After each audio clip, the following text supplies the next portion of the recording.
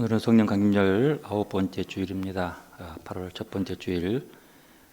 이제 많이 무더워야 되는데 올해는 장마로 또 흐린 날씨입니다. 이 습한 날씨에 예수 그리스도의 은혜와 하나님의 사랑과 성령의 친교하심이 여러분과 함께 하시기를 기원합니다. 서로 인사하며 사랑합니다. 감사합니다. 예수님의 희망입니다. 우리의 신앙 고백 나는 죽고 예수로 삽니다. 예수와 함께 이웃을 살립니다. 예수와 함께 공동체와 세상을 살립니다. 이 고백이 여러분의 삶이 되시길 바랍니다. 미소는 하나님께 나갑니다.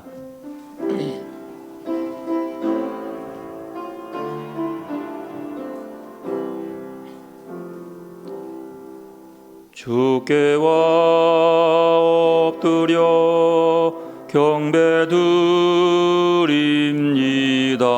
주 계신 곳엔 기쁨 가득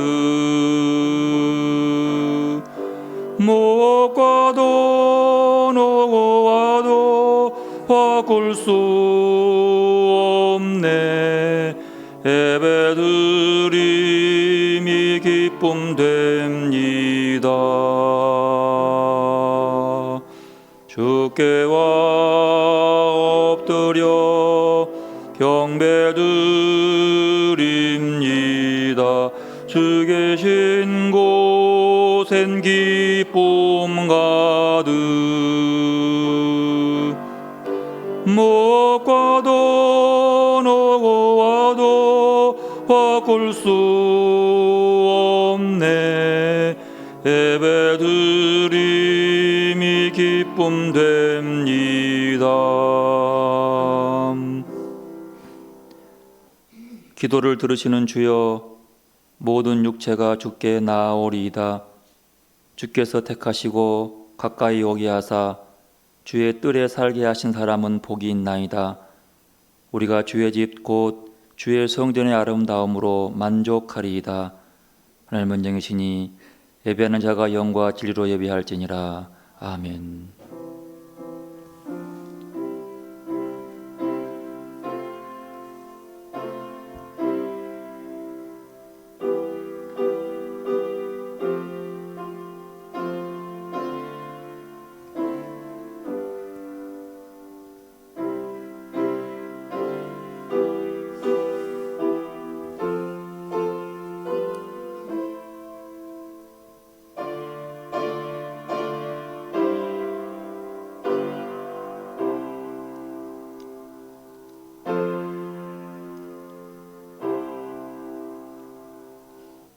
유세 동안 우주 만물을 창조하시고 제7일에 안식하신 창조주 하나님, 그 일하심과 안식의 원리를 따라 거룩한 주일을 제정하시고 오늘 택함 받는 성도들이 거룩한 이 전으로 나와 살아계신 하나님께 찬양과 경배를 올려드리게 하시니 감사를 드립니다.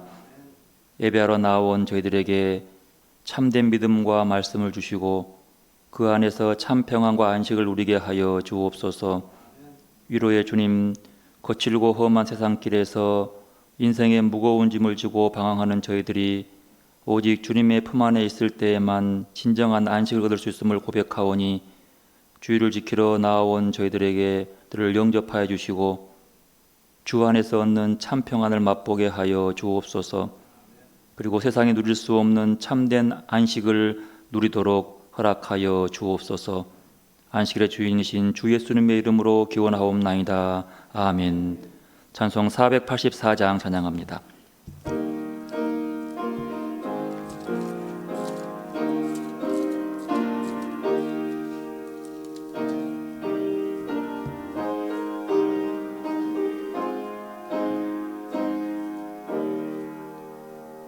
내 맘에 주여 소망되소서.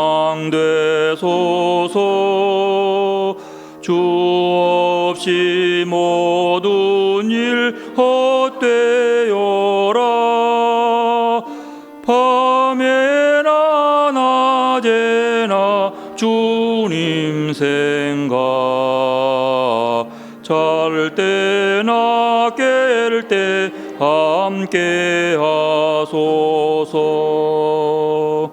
지혜의 주여 말씀으로서 언제나 내 안에 계십소서. 주는 내 아버지 나는 아들, 주 안에 내가 늘 함께하네. 세상의 영광 난 보여도 언제나 주님은 나의 기여. 주님만 내 맘에 계시오니 영원한 주님 참 귀하셔라. 영원한 주님 내 승리의 주, 하늘의 기쁨을 주옵소서. 어떠한 고난이 닥쳐와도 만유의 주여 소망되소서.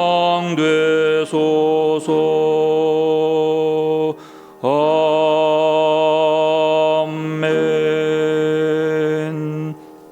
교동문 11번 교독합니다.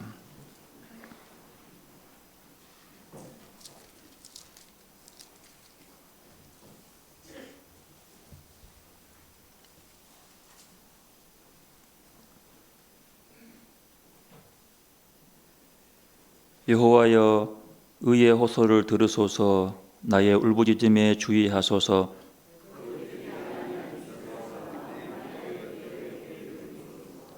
주께서 나를 판단하시며 주의 눈으로 공평함을 살피소서.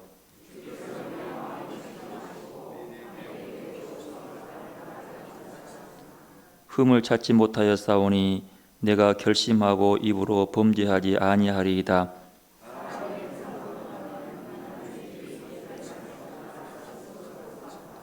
포악한 자의 길을 가지 아니하였사오며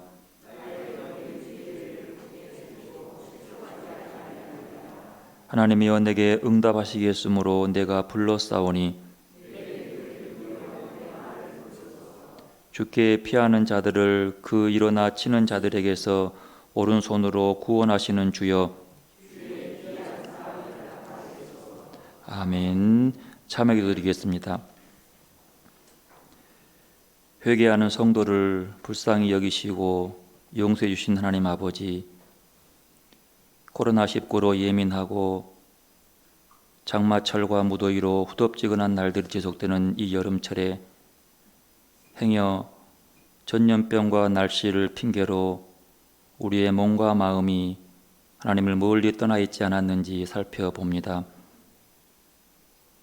저희는 재물을 모으고 보다 많은 것을 소유하기 위해서라면 무더위와 상관없이 수고도 마다하지 않았으나 하나님 나라를 위하여 힘쓰고 주님의 영광을 위하여 땀 흘리는 일은 가볍게 생각하고 넘어갈 때가 많았습니다.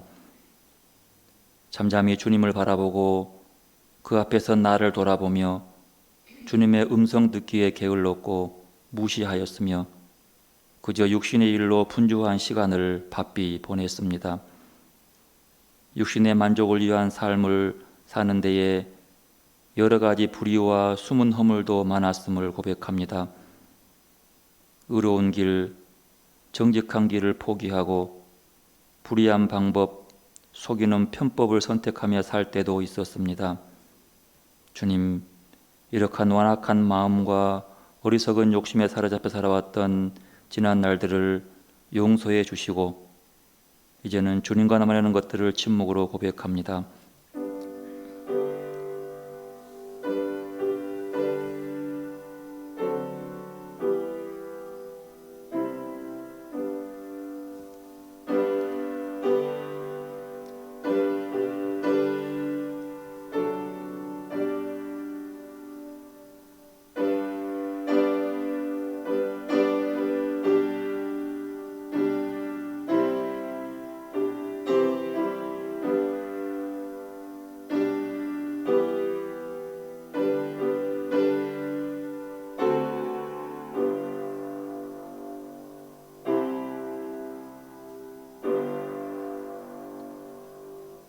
주의 크신 긍휼로 그들을 아주 멸하지 아니하시며 버리지도 아니하셨사오니 주는 은혜로우시고 불쌍히 여기시는 하나님이시니이다.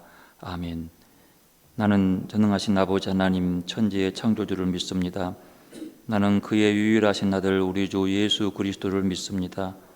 그는 성령으로 잉태되어 동정녀 마리아에게서 나시고 본디오 빌라도에게 고난을 받아 십자가에 못 박혀 죽으시고 장사된 지 사흘 만에 죽은 자 가운데서 나타나셨으며 하늘에 오르시어 전능하신 아버지 하나님 우편에 앉아 계시다가 거기로부터 살아있는 자와 죽은 자를 심판하러 오십니다. 나는 성령을 믿으며 거룩한 공교회와 성도의 교제와 죄를 용서받는 것과 몸의 부활과 영생을 믿습니다. 아멘. 나 주님을 사랑합니다. 참 사랑해 주를 경배해 한마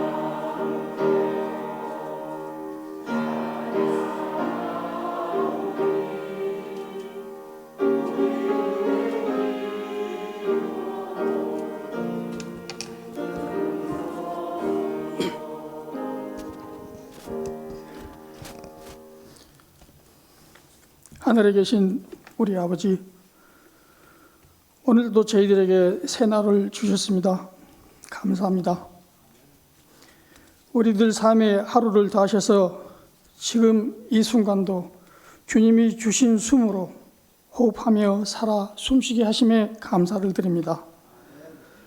저희들에게 때를 따라 일용할 양식을 주셔서 먹고 마시며 힘을 얻어 주의 일을 하게 하시니 감사합니다. 하나님을 아바 아버지라 부를 수 있는 자녀의 특권을 주시니 또한 더욱 감사합니다. 이렇게 주님께서 저희들에게 베풀어 주신 은혜가 너무나 많은데 은혜가 은혜인 줄 모르고 당연한 것처럼 여기며 살아봤습니다. 주님의 뜻과 인도하심에 따라 순종과 감사함으로 오늘 하루도 살아가는 주의 자녀가 되길 원하오니 그런 저희들을 주여 불쌍히 여겨 주소서. 이 시간 깊은 침묵 속에 주님을 기다리렵니다. 어린 아이와 같은 순전한 마음으로 주님을 기다립니다. 내 안에 나를 비우고 내 안에 나를 태우는 번제를 드리는 마음으로 저희들의 지은 죄를 회개하오니 주님 오셔서 우리를 새롭게 하여 주시옵소서. 십자가를 통하여 새로운 모습으로 다가오시는 주님, 저희들은 교회에서 가정에서 형제자매를 혹시 미워하지는 않은지요? 우리 이웃을 시기하고 질투하지는 않은지요? 그런 저희들을 주여 책망하소서. 그러나 주의 긍휼하심으로 저희들을 사랑하시사 회개하게 하시며 이를 통하여 저희들 신앙이 성숙하게 하시고 이전과는 달라진 삶을 통하여 오히려 주님께 영광 돌리는 자들이 되게 하옵소서. 주님, 우리 교회가 십자가 사랑으로 하나 되는 교회가 되길 원합니다. 서로를 사랑으로 용납하며 오래 참음으로 더욱 사랑하게 하소서.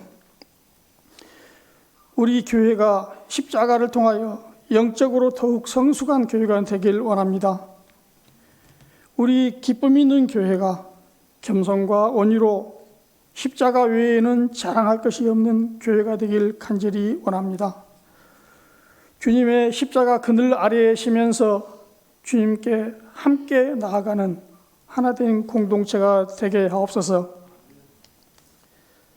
고난 중에 함께 하시는 주님, 지금 이 자리에 나와서 함께 예배를 드리고 싶지만 병원에서, 가정에서, 양로원에서 육신의 질고로 인하여 함께 예배 드리지 못하는 주의 자녀들을 주여 기억하여 주시옵소서. 고난받는 것이 내게 유익이라 하셨지만 저희들은 닥친 현실을 감당하기 어렵고 고통스럽고 힘이 듭니다. 이런 저희들을 위하여 성령이 말할 수 없는 탄식으로 저희들을 위해 기도하고 계시는데도 저희들은 주님을 원망하며 살고 있습니다. 저희들의 부족함과 믿음 없음을 주여 용서하옵소서. 이런 고난을 통하여 내면이 성숙해지고 더욱 주님께 간구하고 기도하는 저희들 되게 하옵소서. 간절히 원하건대 주여 저희들을 불쌍히 여기사 주님의 능하신 손으로 붙들어 주시고 치료하여 주시옵소서. 주님, 오늘 목사님을 통하여 무슨 말씀을 하실랍니까? 목사님을 통하여 말씀을 전하실 때 저희들 듣는 귀를 열어주시고 말씀이 옥토에 뿌려지게 하시고요. 저희들 말씀을 들을 때 우리의 마음을 여시어 말씀을 깨닫게 하시고 무엇보다도 그 말씀대로 행하는 자가 되어서 잘하였다, 착하고 충성된 종아, 주님께 칭찬받는 자들이 되게 하옵소서. 작은 목소리를 모아 주님을 찬양합니다. 저희들 마음에는 큰 울림이 있게 하시고 올려드리는 찬양을 통하여 주님 영광 받으시옵소서. 오늘도 내 주의 은혜의 강가로 나왔사오니 가란 우리의 영혼을 말씀으로 가득 채워주시고 찬양과 기도를 통하여 은혜가 강같이 넘치는 시간 되게 하옵소서. 저희들이 올려드리는 예배를 통하여 주의 나라가 지금 여기에서 임하길 원하오며 우리를 죄에서 구원하신 예수님 이름으로 기도하였습니다. 아멘.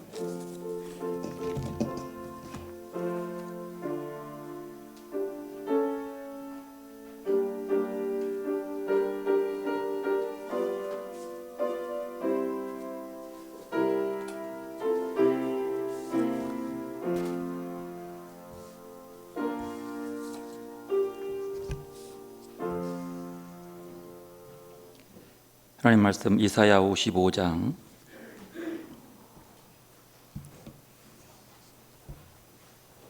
1절에서 3절 말씀 먼저 봅니다.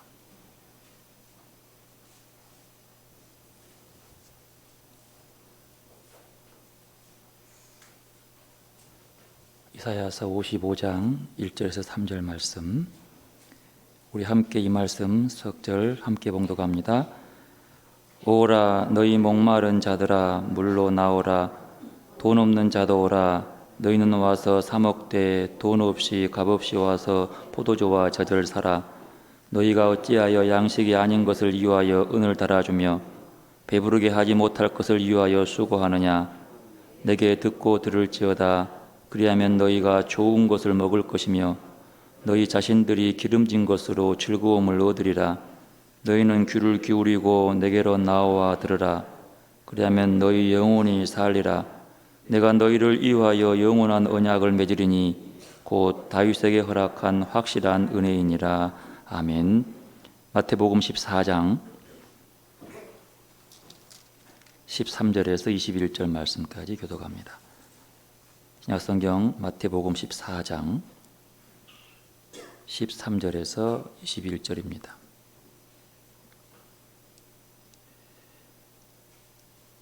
예수께서 들으시고 배를 타고 떠나사 따로 빈들에 가시니 무리가 듣고 여러 고을로부터 걸어서 따라간지라.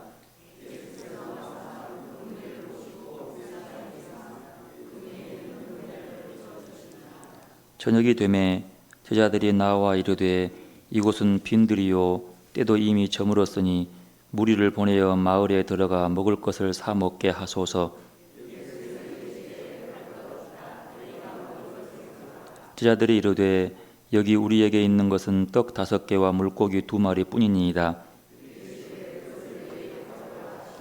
무리를 명하여 잔디 위에 앉히시고 떡 5개와 물고기 2마리를 가지사 하늘을 우러러 축사하시고 떡을 떼어 제자들에게 주심에 제자들이 무리들에게 주니 함께 했습니다. 먹은 사람이 여자와 어린이 외에 5천 명이나 되었더라. 아멘. 15원 찬개 특별 찬양 읽겠습니다.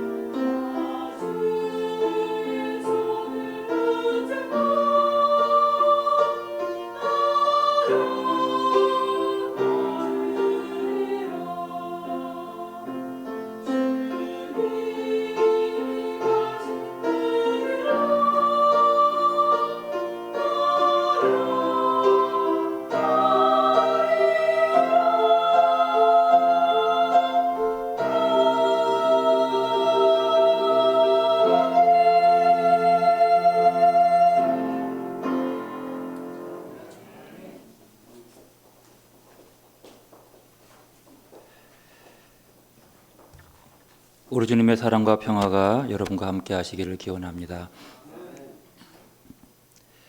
유대교는 율법의 종교라고 합니다. 율법은 하나님의 말씀이니까 말씀의 종교라고 할 수 있지요. 그런데 율법의 종교라고 하는 이 말은 율법을 많이 아는 지식의 종교라는 뜻이 아닙니다. 말씀의 종교라고 하는 것은 말씀을 많이 알고 그 말씀을 살아가는 것을만 뜻하지 않습니다. 율법의 종교, 즉 말씀의 종교라고 하는 것은 그 말씀을 통해서 말씀하시는 분을 만나고 체험하는 뜻이 종교입니다. 말씀하시는 분을 말씀을 통해서 만나는 것. 기독교는 무슨 종교라고 할까요? 물론 말씀의 종교이기도 합니다. 하지만 어떤 분은 기독교는 체험을 통한 변화의 종교라고 말합니다. 이 말은 기독교는 교리의 종교가 아닙니다. 교회법의 종교가 아닙니다. 교리나 법으로 판단하고 심판하는 종교가 아닙니다. 체험이라고 하는 것은 우리의 일상에서 말씀하시는 하나님을 만나고 새로운 시작을 하는 종교라는 뜻입니다. 기독교의 핵심은 그거예요. 하나님을 만나는 체험을 통해서 새로운 삶을 시작하는 변화의 종교. 결코 기독교는 교리에 매이거나 율법, 예배, 교회, 섬김, 봉사의 종교가 아닙니다. 그 말은 이것이 목적이 아니에요. 우리가 교리가 있고 율법이 있고 예배가 있고 섬김이 있고 봉사가 있고 직분이 있고 이 모든 체계들은, 교회의 행정체계들은 하나님을 만나서 변화되는 것의 하나의 보조적 수단인 거예요. 목적이 아니에요.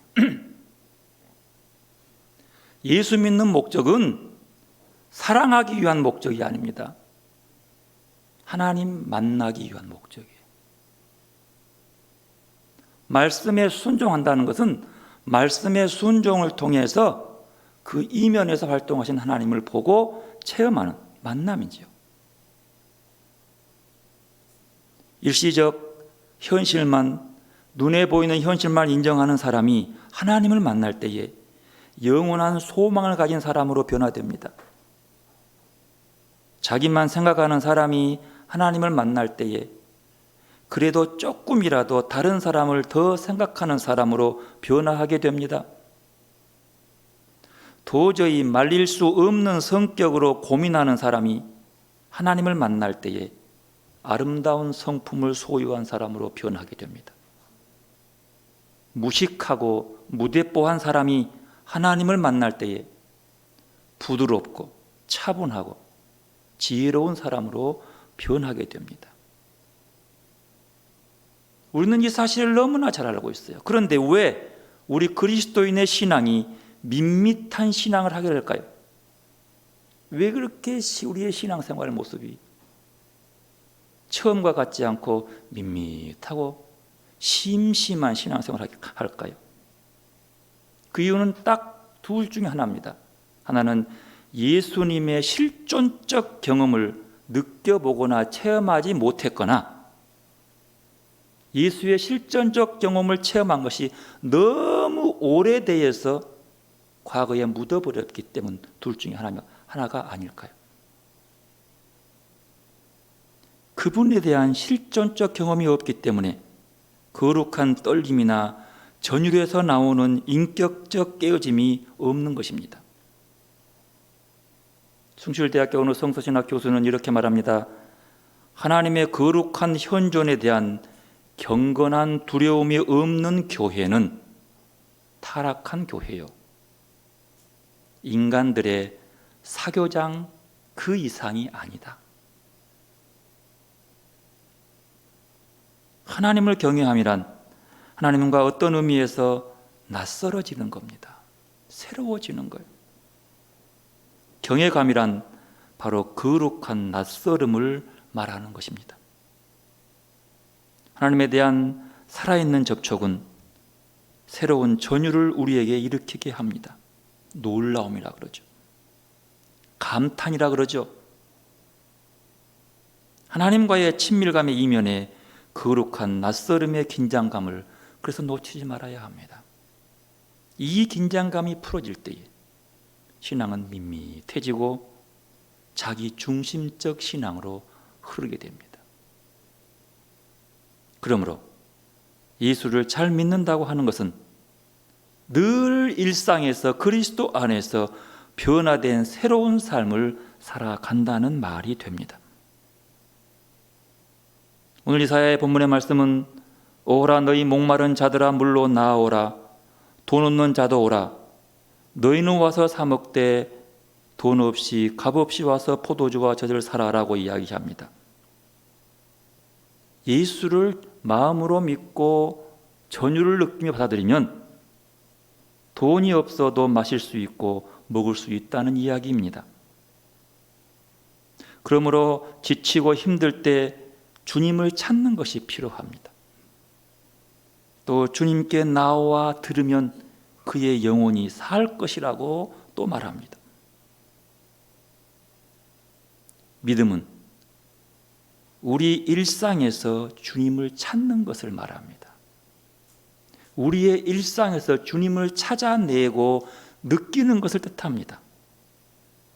그 믿음의 과정을 5가지로 보는 분이 있더라고요. 그 첫 번째는 거절입니다.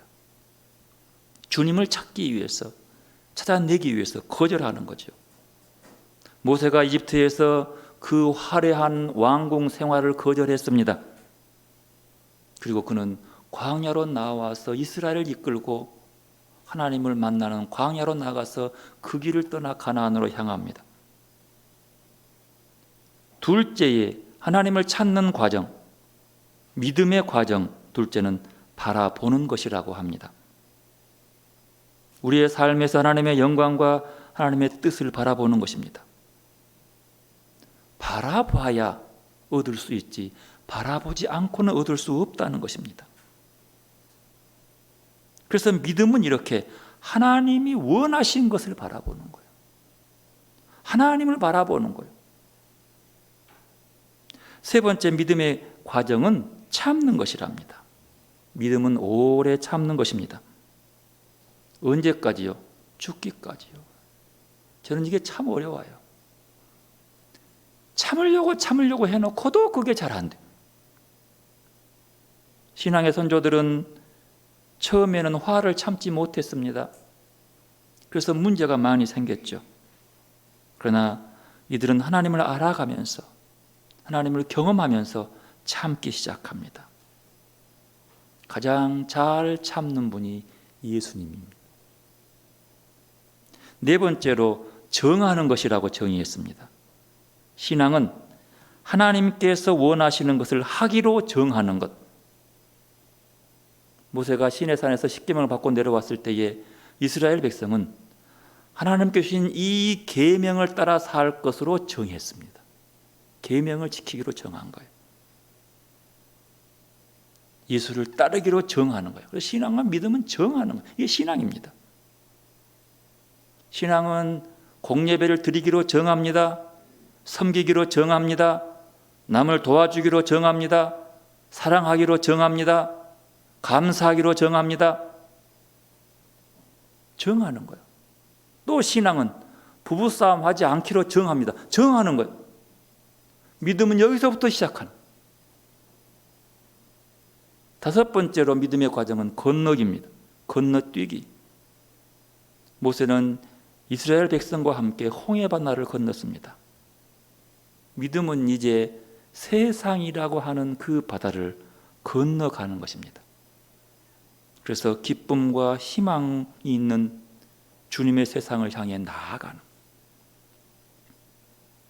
그래서 행동이 따르지 않는 믿음은 그래 죽은 믿음이라고 얘기합니다. 오늘 나의 잘못된 습관과 허영, 욕심과 탐욕의 바다를 건너야 합니다. 그래서 자비와 친절과 온유와 겸손의 세상으로 나아가는 것, 이것이 믿음이라고 하는 거죠. 믿으면 보게 됩니다. 사랑하면 알게 된다고 합니다. 믿으면 이제까지 보았던 세상과 다른 세상을 보게 됩니다. 사랑하면 이제까지 알았던 세상과 다른 세상을 알게 됩니다. 그래서 바울은 이렇게 말합니다.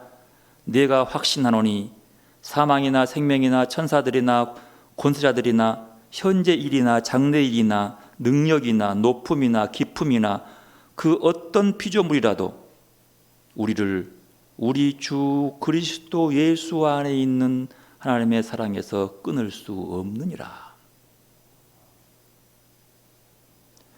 오늘 마태복음 14장 13절은 이렇게 시작합니다.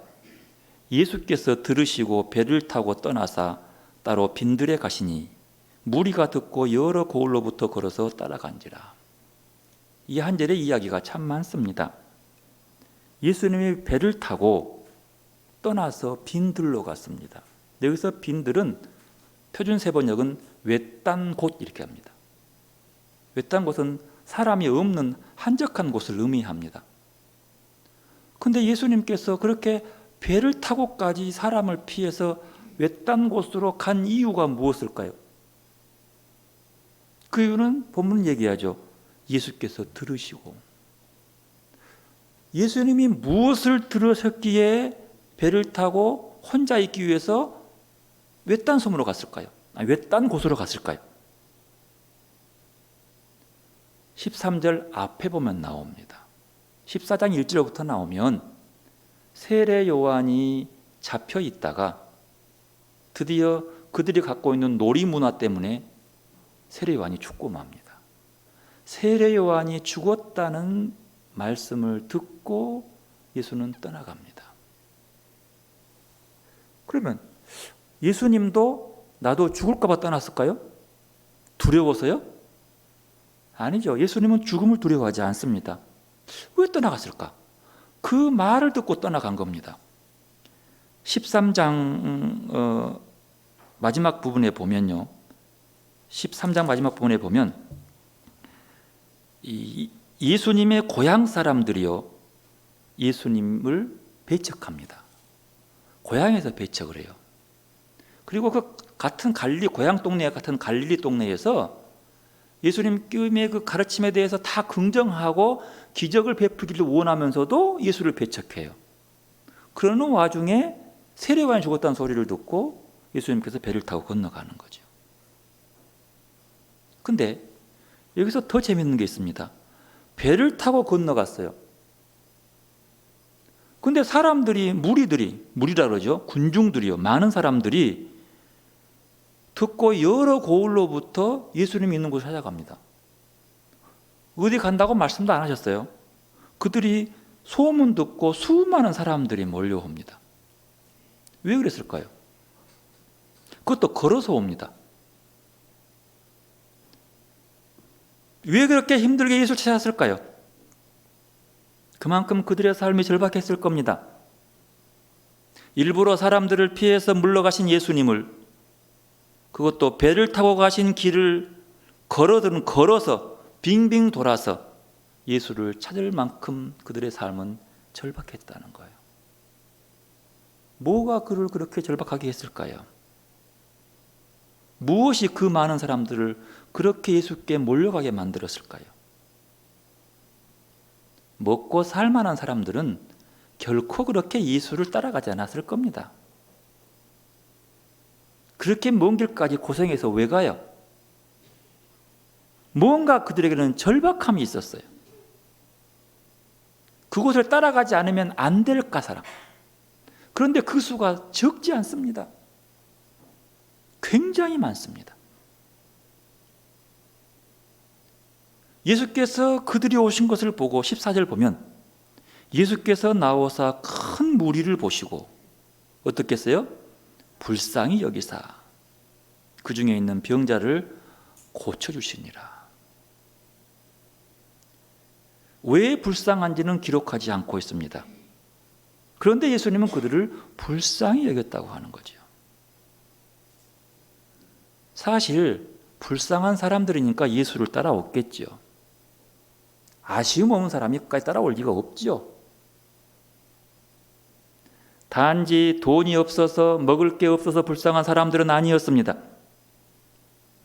예수님이 그들 가운데 병든 사람들을 고쳐주었다고 하는데 단지 병이 들었기 때문에 불쌍한 것도 아닙니다. 다른 복음서에서는요, 예수님이 그들을 보시고 목자 없는 양 같아서 불쌍히 여겼다고 합니다. 목자 없는 양. 여러분, 지도자 없는 나라는 불쌍한 나라예요. 그렇죠? 껍데기만 지도자고 허울만 지도자고 알맹이 없는 지도자. 불쌍한 나라예요. 목자 없는 양 같은 것. 그만큼 절박하고 간절했다는 겁니다. 더 이상 살아갈 희망이 없는 사람들, 지푸라기가 잡은 심정으로 예수님께 매달리는 것이었습니다. 예수는 그런 사람들을 보고 불쌍히 여기신 겁니다. 여기서 불쌍히 여기다는 말은요, 마음이 찢어졌다라는 뜻입니다. 히브리인들은 인간의 깊은 감정이 내장에 머물러 있다라고 여겼습니다. 내장에. 그러니까 예수님이 그들을 보고 불쌍히 여겼다라고 하는 그 말은 심장의 아픔을, 속의 아픔. 예수님이 가지신 불쌍한 마음은 곧 그들에 대한 치료로 이어집니다. 여러분, 대개 예수님께서 병자를 치유하실 때는요, 그들의 믿음을 먼저 보시고 확인을 하고 병을 고쳤어요. 보통 그러잖아요. 그런데 오늘 본문에서는 그런 거 묻지도 않고 그저 불쌍히 여기는 마음만 가지고 그들을 고치기 시작합니다. 여러분, 마음과 행동은 연결되어 있습니다. 마음이 느끼면 반응하게 되어 있습니다. 반응하지 않는 것은 마음이 없다는 겁니다. 예수님은 큰 무리를 보시고 그들을 불쌍히 여기시고 자비로 반응하십니다. 그래서 그들을 고치기 시작합니다. 그러므로 불쌍히 여긴다고 하는 말은 사랑한다는 말입니다. 사랑하면 예뻐 보입니다. 사랑하면 행복해 보입니다. 여러분, 자식이 다 행복하고 좋지만요, 자식이 불쌍히 보일 때 참 마음이 가요. 그럴 때가 있잖아요. 그러니까 불쌍히 여기고 짠한 마음은요, 그 마음의 그 찡함은요, 사랑과 같은 거죠. 불쌍히 여기는 마음이 없는 것은 사랑하지 않는 것입니다. 사랑하면 불쌍히 여기게 되어 있는 것이죠. 불쌍히 여긴다는 것은 아파하는 사람들의 마음과 똑같은 의미예요. 공감이라고 하는 거죠. 예수님의 마음이었습니다. 그 많은 무리들의 마음을 잊고 그 마음과 함께 공유하고 있는 거예요. 그런데요, 제자들은 달랐습니다. 그렇게 시간이 지나고 저녁이 되었습니다. 제자들이 예수님께 말합니다. 여기는 빈들이고 날이 저물었으니 무리를 헤쳐보내어 각자 먹을 것을 해결하게 하라고. 15절 함께 있습니다. 저녁이 되매 제자들이 나와 이르되 이곳은 빈들이요 때도 이미 저물었으니 무리를 보내어 마을에 들어가 먹을 것을 사 먹게 하소서.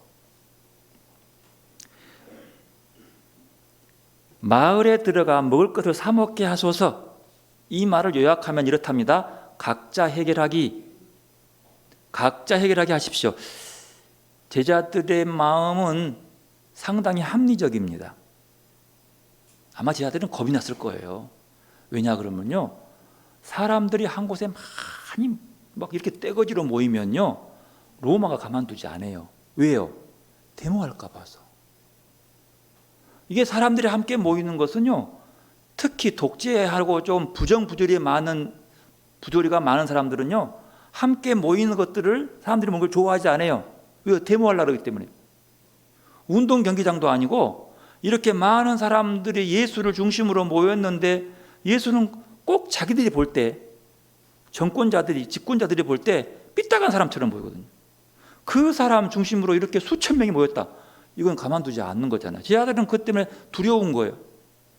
더 두려운 것은 이제 밤이 되었는데 이들 어떻게 먹어야 되고 먹었으면 잠을 자야 되고 상당히 두려운 겁니다. 그래서 그들은 이런 좋은 핑계를 삼아서 얼른 흩트고 싶은 거예요. 또 하나, 예수는 사람을 피해서 왔는데 쉬고 싶은데, 아니 선생님 좀 쉬고 싶은데 이렇게 힘들어도 되겠냐. 그의 마음속에는 선생님을 위해서, 피곤한 자기들을 위해서, 그리고 자기들의 함적인 생각으로 그 배고파 굶주리는 그 사람들을 위해서 그렇게 했다고, 배려라고 생각합니다.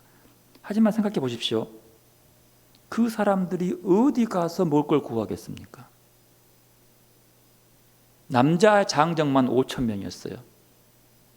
지금도 그 당시에 사람들이 어디 식당이 있으며 가가지고 어디 사 먹을 수 있었겠습니까? 그만한 마을이 가까이 있었으면 빈들이라 했겠어요? 외딴 곳이라 했겠어요? 두 번째로, 그들이 그렇게 사 먹을 만한 돈이 있으면 예수를 따라왔을까요? 그런 정도라면 거기에 따라오지 않았을 겁니다. 한마디로 무슨 말이에요? 제자들은 그들의 사정과 그들의 마음, 그들의 처지를 전혀 공감이 없습니다. 다만 자기들이 갖고 있는 좀 편안함과 목적을 이루기 위해서 금방 좋은 안을 내는 자기의 합리성이에요. 근데 예수님은 그들과 다릅니다. 예수님은 그 사람들의 아픔을 자신의 아픔으로 함께 아파하십니다. 예수는 그 사람들을 아셨고 그 사람들을 이해했고 그 사람들의 감정도 공감하셨습니다. 제자들은 그렇지 못했습니다. 그냥 남의 일이었어요. 자기 일이 아니거든요. 제자들에게는 예수님의 마음이 없었습니다. 공감하는 마음, 불쌍히 여기는 마음이 없었습니다. 나름대로 합리적인 해결책을 내세웠지만 예수님은 다릅니다. 이렇게 말합니다. 16절 함께 있습니다. 예수께서 이르시되 갈 것 없다. 너희가 먹을 것을 주라. 그들이 물러갈 필요가 없다. 너희가 그들에게 먹을 것을 나누어 주어라. 너희가 먹을 것을 나누어 주어라. 예수님의 마음입니다. 하지만 문제가 있지 않아요? 제자들이 가진 게 없어요. 말합니다. 보리떡 5개와 물고기 2마리밖에 없나이다. 가운데 보리떡 5개, 물고기 2마리를 빼버리면 뭐요? 우리한테 가진 게 없어요 라고 말합니다. 제자들은 그것들을 가지고 있는 것이 아니었습니다.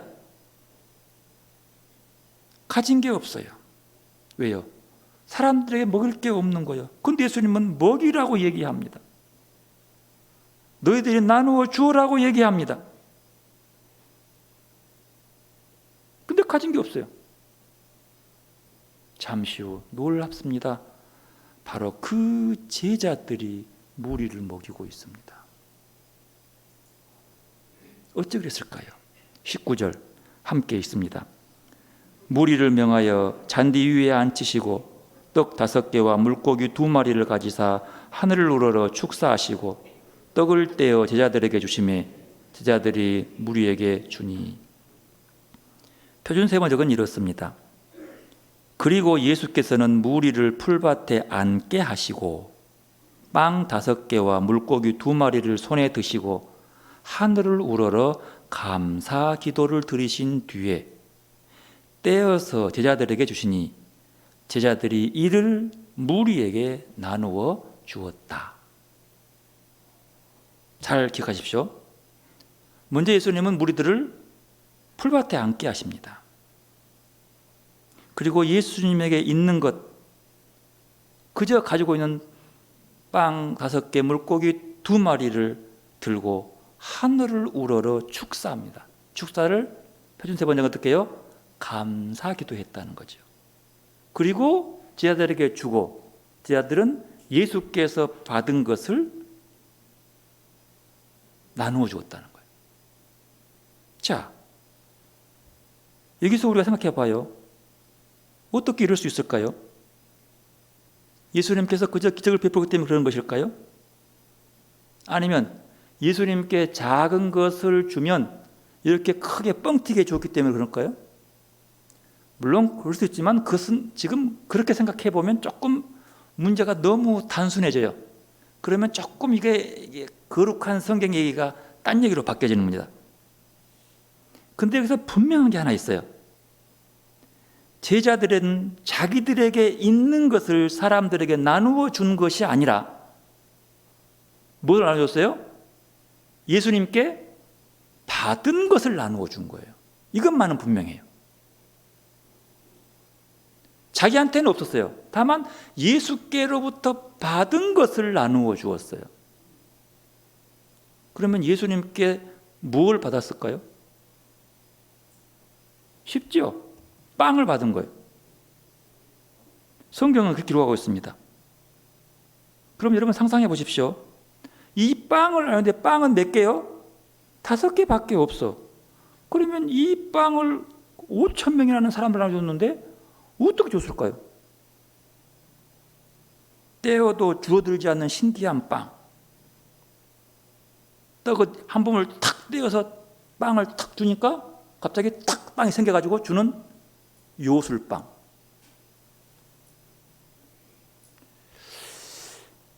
그렇게 생각하십니까? 제자들이 예수님께 받은 것은 그 빵보다도 더 중요한 의미가 있지 않겠어요? 여러분, 오늘 이야기에서 빵은 굶주리고 있는 무리들을 향한 예수님의 사랑을 드러내는 거룩한 일이지 마술사의 소품이 아닙니다. 저도 그렇게 생각할 때가 있었어요. 이 빵을 들고 떼어주면 또 빵이 붙어서 뭐가 있어야 될 것 아니에요. 떼어주면 또 생기고 또 생기고. 그건 마술사가 하는 거잖아요. 마술사가. 여기서 중요한 것은 떼어도 줄지 않는 요술빵이 아니라 아무리 적은 것이라도 그것을 나누고자 한 예수님의 절절한 사랑의 마음, 그 마음. 5천 명을 먹이는데 빵 5개를 들었다. 말도 안 된 논리지만 이거라도 나누고 싶은 그 마음, 사랑의 마음을 받은 거죠. 이때 제자들은 요술빵의 전달자가 아니라 사랑의 마음을 전하는 통로인 거죠. 중요한 것은 요술빵 자체가 아니에요. 이 작은 것을 나누고 싶은 마음. 제자들은 5천 명을 이상을 먹을 수 있는, 나눌 수 있는 양에 대해 생각하고 양에 대해서 고민했습니다. 그러니까 이까지 가지고 뭘 먹이냐고 얘기합니다. 하지만 예수님은 양이 보잘것없이 적었지만 그에게는 나누고 싶은 마음이 있었던 겁니다. 사실 제자들에게 부족했던 것은 나눌 만한 양이 아니라 나눌 마음이었던 것이지요. 처음에는 나누고 싶었을 것입니다. 하지만 있어야지. 뭐가 있어야지. 그러니 그들에게는 할 수 없이 각자 해결하기밖에 대안이 없습니다. 하지만 예수님은 떡 5개와 물고기 2마리로 5천 명이라고 하는 그 엄청난 격차보다, 그 계산보다 더 뜨겁고 더 큰 나누고 싶은 사랑의 마음이 있었다는 것입니다. 그러므로 제자들이 예수님께 받았다고 하는 것은 5천 명을 먹일 만한 양의 빵이 아니라 나눔의 마음이었습니다. 사랑의 마음. 초자연적 현상은 그것은 두 번째 문제. 그보다 더 중요한 것은 기적을 베풀어서 요술이 부풀려서 5천 명이 먹고 남겼다는 그것보다 더 중요한 것은 그의 마음인 거죠. 예수님의 기적은 바로 그겁니다. 사랑의 마음. 사랑의 마음. 우리가 그러잖아요. 안 먹어도 배부르다. 먹어도 배고프네. 두 가지 반응을 어떻게 보십니까? 예수님은 우리는 그리스도인으로서 예수께 배운 것은 빵 5개로 5천 명을 먹이신 요술빵을 가진 것이 아니라, 요술의 능력을 가지는 것이 아니라 예수님의 그 나누고 싶은 마음, 사랑의 마음을 배우는 것입니다. 그 마음을 품고 싶습니다. 그 마음 담기를 원하는 것이 그리스도인이 아니겠습니까? 오늘 이 19절의 말씀을 아주 아름답게 풀어서 읽어내는 주석 부분이 있었습니다. 그 한 부분을 제가 읽어드리겠습니다. 먼저 그분이 이렇게 봤어요. 예수는 사람들을 앉게 했다고. 앉게 해라, 이렇게 썼습니다. 그러고 보니 참 오래도록 서서 살아왔던 것 같다. 다리가 아프도록 서 있었다. 초조해지면 발바닥이 까매지도록 뛰어다녔다. 무얼 바라 그토록 서 있었을까? 나홀로 생의 문제와 씨름하는 대표적인 자세가 서 있기였던 것이다. 주님은 앉으라고 말씀하신다. 뛰어다녀도 답이 안 나오는데 가만히 앉으라신다. 그렇다. 아픈 다리를 쉬게 해야 하고 꼿꼿한 자아를 앉혀야 한다. 거기서부터 시작해야 한다. 그 다음에 예수는 하늘을 우러러 보았다고 합니다. 그 묵상은 이렇게 묵상합니다. 긴박한 문제의 현장 속에서 문제의 땅에 마음을 빼앗기지 않으시고 소망의 하늘을 바라보셨다. 그 초라한 빵과 물고기에 깊이 감사하시며 하늘을 바라보시는 예수님의 시선이란 급급한 현실에 쫓겨 못 꺾인 동물처럼 땅만 보며 살아온 지 오래다. 하늘을 본 지 언제던가. 땅의 문제는 하늘에서 먼저 풀어야 한다. 땅의 문제가 척박할수록 하늘을 우러러야 하리라. 마지막으로 나누어 주었다는 묵상은 이렇게 기록했습니다. 생각해 보면 나눔의 가능성을 언제나 나눌 만한 양에 의존해 왔던 것 같다. 그런데 예수님은 도저히 나눌 만한 양이 못 되는 것을 나누기 시작하셨다. 맞다. 나누면 될 일이었다. 답이든 정이든 사랑이든 시간이든 꿈이든 진실이든 초라한 한 토막일지라도 나누어질 때 기적이 가능해지는 것이다. 인생의 문제는 나와 너와 하나님 사이의 단절, 분리, 나눔에서 비롯되는 것인데 그런 말이 있지 않는가? 나눔만이 온갖 나눔을 막는다고. 사람은 서 있는 것만 생각할 때 예수님은 앉을 것을 권했습니다. 사람들이 땅에 몰두할 때 예수님은 하늘을 우러러 보셨습니다.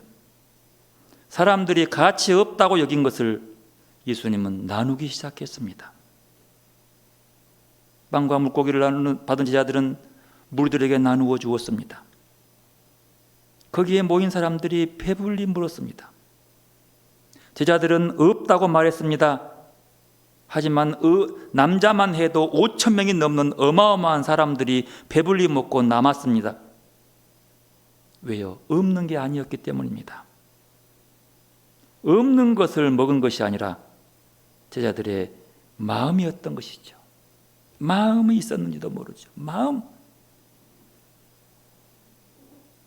우리는 너무도 쉽게 없다고 말하는 것이 아닌지 모르겠습니다. 교회가 무슨 일을 하러 가면 돈이 없어 못한다, 사람이 없어 못한다. 실제로 그렇기도 합니다. 그게 현실이니까요.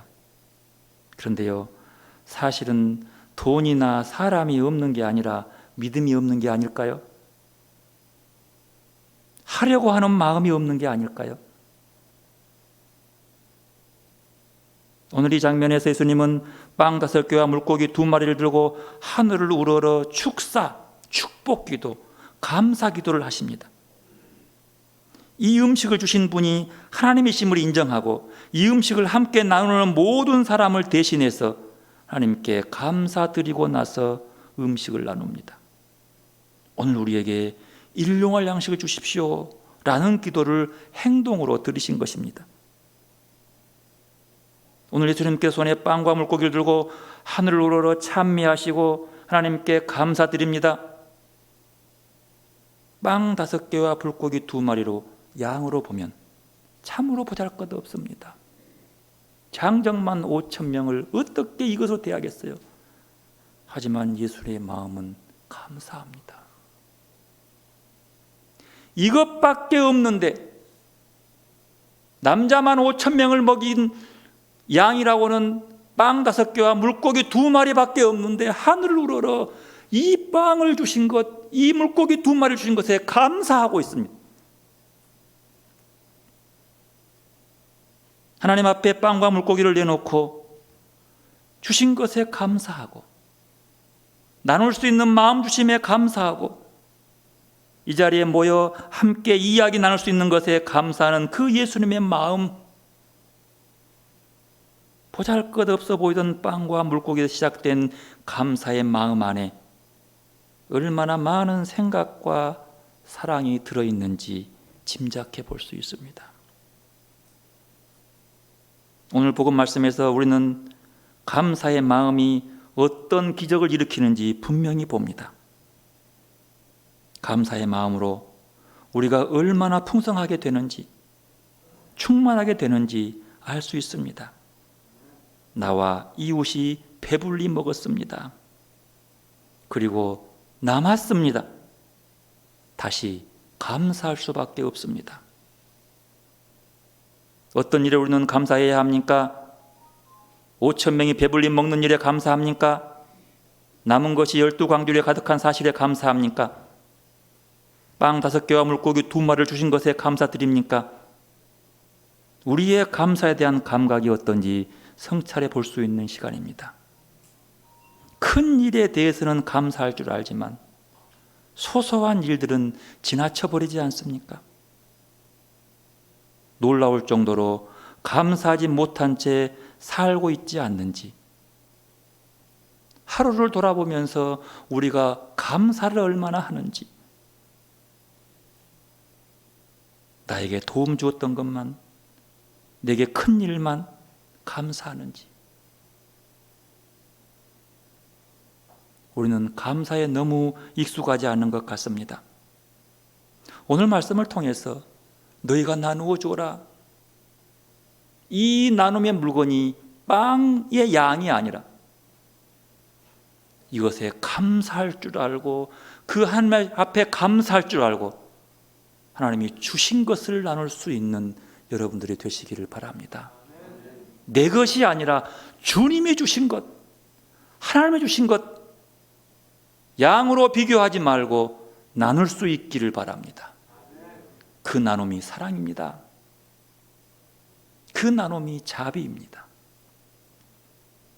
그 나눔으로 주님을 닮아가는 사랑의 성도들이 되시기를 바랍니다. 기도로 나가십시다. 겸손히 우리 마음을 채우시고 사랑으로 오시는 주님을 맞이하시기 바랍니다.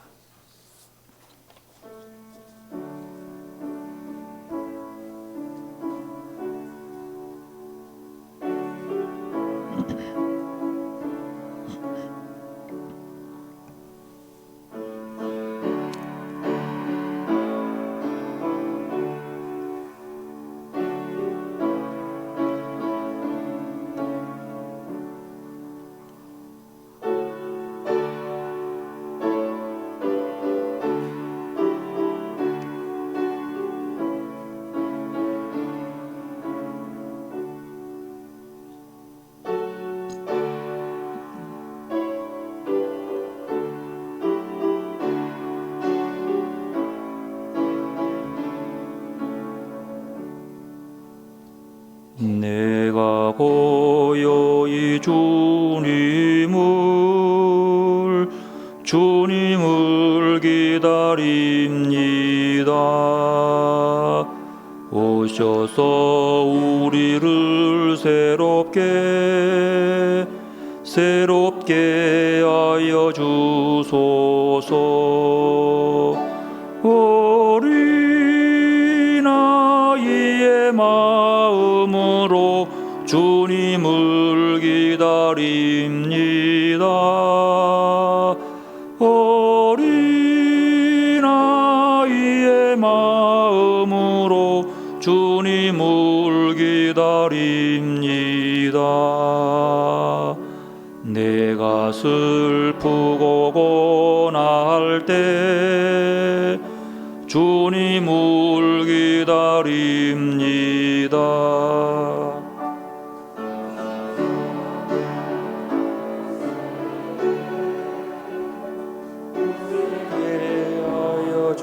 주소서. 어린아이의 마음으로 주님을 기다립니다. 어린아이의 마음으로 주님을 기다립니다. 주님, 오늘 주 앞에 나와 예배드리며 주님의 그 사랑의 마음, 불쌍히 여기는 마음을 배웁니다. 우리도 그 주님의 마음을 본받아 주께서 받은 것들을 나누는 우리가 되게 하여 주옵소서. 주께서 허락하신 그 사랑의 마음들을 나누는 사랑의 꽃을 피우고 하나님 나라를 확장하는 우리 믿음이 있게 하여 주옵소서. 오늘 또 그 사랑에 감격해서 주 앞에 나와서 예배드리며 주의 은혜로 채워지고 주님 만나는 기쁨으로 예배하게 하시니 감사를 드립니다. 이 시간 예배 가운데 또 우리의 주신 물질 구별에 또한 바치오니 이 예물을 거룩하게 하시고 이 감사 예물을 통해서 하나님 영광 받으시고 흠양하여 주옵소서. 바치는 손길도 거룩하게 하시고 늘 그의 삶이 하나님께 감사로 바쳐지는 삶과 일상이 되게 하여 주옵소서. 예수님의 이름으로 기도드리옵나이다. 아멘. 주기도송하겠습니다.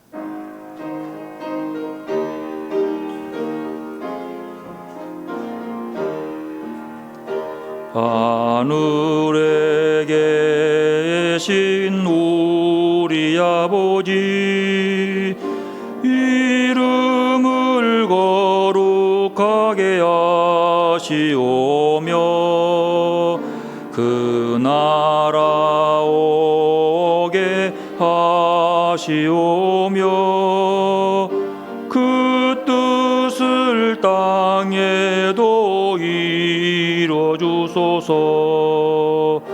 오늘날 우리 모두에게 일용할 양식을 주시옵고 우리가 이웃을 용서하듯이 우리의 죄도 용서하소서. 우리를 시험에 들게 마시고 다만 악에서 구하소서. 그 나라 권세와 영광이 아버지께 영원히 있사옵니다. 아멘. 여호와는 내게 복을 주시고 너를 지키시기 원하며 여호와는 그 얼굴로 내게 비추사 은혜 베푸시기를 원하며 여호와는 그 얼굴을 내게로 향하여 드사 평강 주시기를 원하노라. 우주님 예수 그리스도의 은혜와 하나님의 사랑하심과 성령님의 교통하심이 불쌍히 여기시는 주님의 마음을 본받아 우리도 그 사랑을 나누며 하나님 나라의 평화를 누리기 원하는 주님의 귀한 백성들과 따뜻하고 겸손한 예수님의 마음이 필요하는 이 나라와 온 세상 위에 늘 함께 하시기를 축원하옵나이다. 아멘.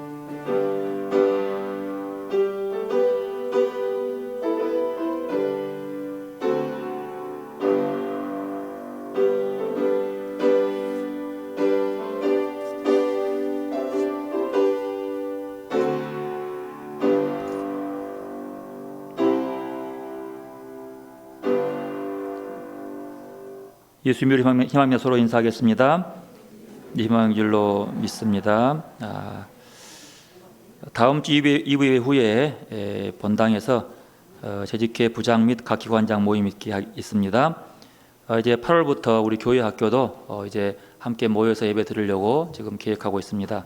오늘부터는 숫자가 상관없이 중고등 예배를 교회에서 드리려고 하고요. 밑에 아동부식 드릴 겁니다. 그리고 다음 주일부터는 아동부 예배도 드리려고 합니다.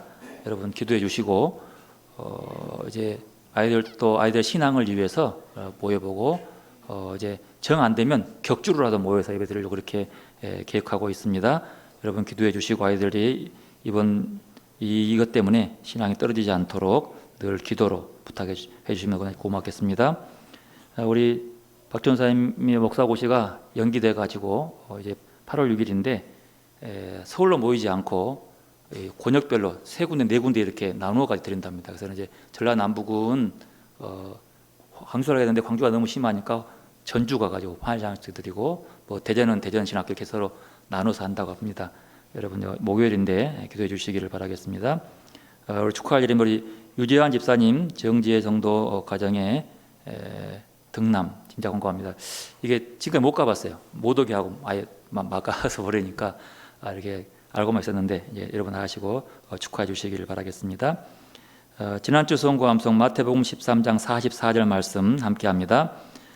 천국은 마치 감추인 보화와 같으니 사람이 이를 발견한 후 숨겨두고 기뻐하며 돌아가서 자기의 소유를 다 팔아 그 말씀을 사느니라. 아멘. 이번 주는 마태복음 14장 19절 말씀입니다. 무리를 명하여 잔디 위에 앉히시고 떡 5개와 물고기 2마리를 가지사 하늘을 우러러 축사하시고 떡을 떼어 제자들에게 주시매 제자들이 무리에게 주니. 아멘. 패순 드리겠습니다.